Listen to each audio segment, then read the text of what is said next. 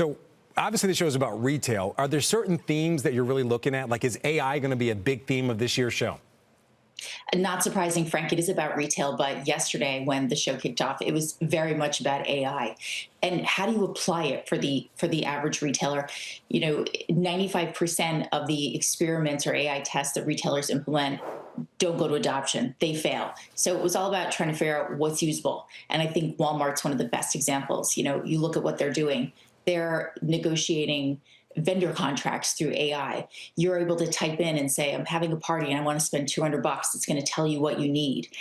So they're really taking away the tasks of the employees that can do customer facing things going forward.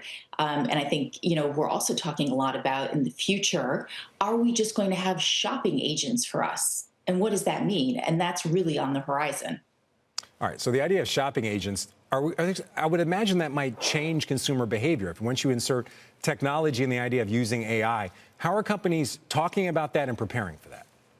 I think companies are really scared because if you think about it, if I tell my shopping agent, I need detergent, I need to clean my clothes, it's going to go out, it's going to find the best price, the highest algorithm, the best reviews. And what does that mean? That means default, right? We're at Amazon and we're at Walmart. So that's going to make the bigger and the stronger retailers even more impactful and rise to the top as your agent goes out in the market for you. It also removes discovery. So for a lot of the brands, you think about traditional push marketing, traditional inspiration shopping, it removes a lot of that. So it's a real challenge when you think about basket size and impulse purchasing.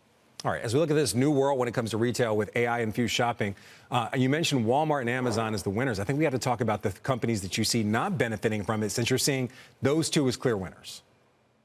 Well, I think, obviously the smaller brands have limited budgets, so it's harder for them to implement and test a lot of this technology. And obviously, you've seen Walmart really go full force. You've seen Target pull back in some areas where AI could be very useful to them, right? Because we've seen problems with inventory management, stocking shelves. We've seen a lot of the big brands have very successful marketing campaigns, but we've also seen them have big inventory missteps, like an American Eagle at the beginning of last year. So it's about how do you do both? And a lot of, in terms of the fashion brands, still haven't figured it out. They haven't figured out how to use AI to, really manage their inventory, but that is absolutely on the horizon.